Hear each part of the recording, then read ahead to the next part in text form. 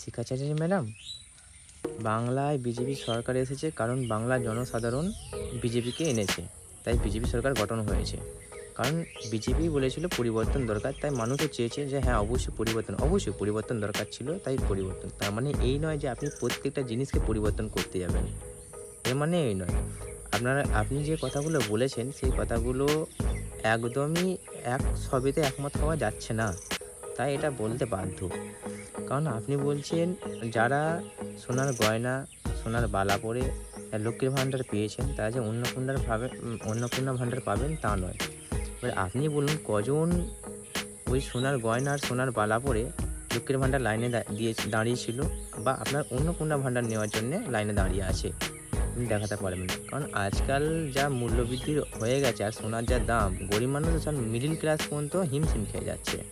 হ্যাঁ, আপনার মতো বিধায়করা হয়তো হিমশিম নাই খেতে পারেন, কারণ আপনাদের স্যালারিও অনেক, আপনারাও সেই স্যালারির সাথে ভাতা পান, অনেক কিছু আপনাদের আছে সুবিধা, সেটা নয়। তার মানে এই নয় যে আপনি উটপাটাং বকে যাবেন, যে আপনি উটপাটাং বলে দেবেন আর মানুষ সেটাকে শুনে নেবে। আপনি বলছেন যে যারা যোগ্য তারাই পাবে। হ্যাঁ ঠিক আছে, আপনার সাথে মতামত দিলাম যে যারা যোগ্য তারা, কিন্তু আপনারা ভোটের আগে অবশ্যই প্রচার করেছেন, শুভেন্দুবাবুও প্রচার করেছেন যে প্রত্যেক মহিলা মানে কি বোঝায়, বেছে বেছে নয়। হ্যাঁ, একটা বয়সের সময়সীমা থাকতে পারে, বয়সটা থাকতে পারে সময়সীমা, যে হ্যাঁ 21 থেকে 59 আপনাদের একটা বয়সের যে দিয়েছেন সেটা থাকতে পারে, কিন্তু আপনারা বললেন প্রত্যেক মহিলা, মানেটা কি বোঝায়? তখন কিন্তু আপনারা কিন্তু এটা উল্লেখ করেননি, কোনো মতেই আপনারা বলেননি যে যোগ্য যারা তারা পাবে, আর এখন বলছেন যোগ্য যারা তারা পাবে। আর দ্বিতীয় হচ্ছে, আপনারা যেসব তথ্য চেয়েছেন সেটা তো আপনাদের সাথে আমি মতামত মোটেও হতে পারছি না। কে কতটা মতামত হচ্ছে সেটা জানি না, তবে মতামত একদমই হতে পারছি না।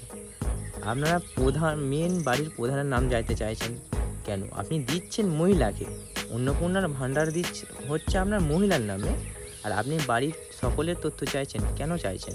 কি করবেন এত তথ্য নিয়ে আপনারা? এত তথ্য নিয়ে? এমনি সব তথ্য তো আর সরকারের কাছে থাকে, তারপরে আবার এইসব তথ্য কেন চাইছেন? তার সাথে আপনি বলেছেন যে কে কী কাজ করে সেটা দেখবেন। কে কী কাজ করে আপনি দেখে কি করবেন? তাকে এনে কি আপনি চাকরি দেবেন? তাকে? সে যদি মাঠে কাজ করে তাকে নিয়ে গিয়ে কি আপনি চাকরি দেবেন? পারবেন না তো দিতে আপনারা। এমনি হকারগুলো উচ্ছেদ হয়ে যাচ্ছে। কিছু ক্ষেত্রে কিছু জিনিসে ঠিক আছে, কিছু জিনিসে আপনাদের ভুল আছে। তার সাথে আপনি বলছেন যে কি এ দেশের নাগরিক, কি এ দেশের নাগরিক নেই। আরে এসআইআরটা কী জন্য হয়েছে?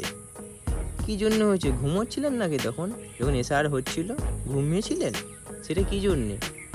মানুষ যে অত কাগজ নিয়ে লাইনে দাঁড়ালো, মানুষ এত জুডিশিয়াল এলো, মানুষের ডিলিট হলো, মানুষের অনেক কিছু হয়ে গেল, তখন কি ঘুমোচ্ছিলেন আপনি? দেখতে পাননি ওটা কী জন্য হলো? এসআইআরটা হওয়ার কারণটা কি? কে বাংলাদেশে নয়, এটার কারণে তো হলো। তাহলে এসআইআরটা যখন হলো তখন নিশ্চয়ই আপনি ঘুমোচ্ছিলেন, আপনি দেখতে পাননি। তাই এই তথ্যের মাধ্যমে আপনি দেখবেন যে এ বাংলাদেশি নয়। তাহলে এসআইআরটা যখন দাম ছিল না তখন এসআইআরটা হলো কেন? আর একটা কথা বলছেন যে এইসব ভালো কাজের জন্যে যারা বিরোধী দল, মানে আপনারা সরকারে আছেন আর আপনাদের বিরোধী দল, যেমন এখন বিরোধী দল আপনাদের টিএমসি আছে, সিপিএম আছে, যাই হোক বিরোধী দল, তো বিরোধী দলেরা এটার নিয়ে একটা হই হুল্লোড় করছে। তা আপনি বলছেন যে ভালো কাজ করলে তারা সহ্য করতে পারে না, কারণ তারা তো কোনোদিন ভালো কাজ করেনি।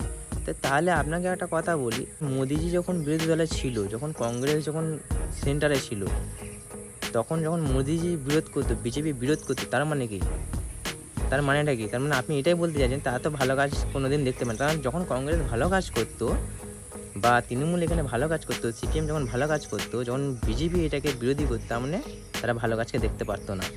এটার মানে আপনি এটা বোঝাচ্ছেন যে তারা ভালো কাজকে দেখতে পারতো না। মানে আপনারাও যখন যে জায়গাতে বিরোধী হয়ে আছেন বা ছিলেন, এখানে বিরোধিতা করেছেন, যেমন আপনার কংগ্রেসের সরকারে যখন তেলের দাম বাড়তো, গ্যাসের দাম বাড়তো, তখন মোদিজিও বিরোধ করতো, স্মৃতি ইরানিও বিরোধ করতো, যে এই যে বিরোধিতাগুলো, তার মানে আপনার ভালো কাজকে দেখতে পারতেন না। ডক্টর মনমোহনকে কত কি বলতেন, আপনাদের পার্টি বলতো কত কিছু, তার মানে ভালো কাজকে দেখতে পারতো না। তার মানে আপনি এটাই বোঝাতে চাইছেন যে ভালো কাজকে দেখতে পারা যায় না।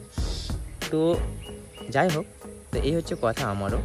তো এইগুলো একটু খেয়াল রাখবেন, শুধু বললেই হয় না, একটু খেয়াল করবেন, কারণ আপনারা একজন বিধায়ক, আপনারা একজন বিধায়ক, আর বিধায়ক হয়ে যদি এই ধরনের কথা বলেন তো অবশ্যই ভুলটাকে তো বলে দিতেই হয়।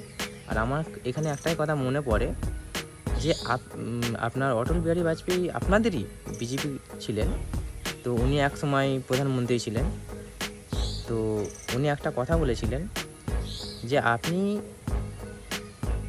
দল যে দলই করুন, সেই দলের যদি আপনি ভুল কিছু না দেখতে পান তাহলে আপনি দেশপ্রেমী নয়, দলপ্রেমী।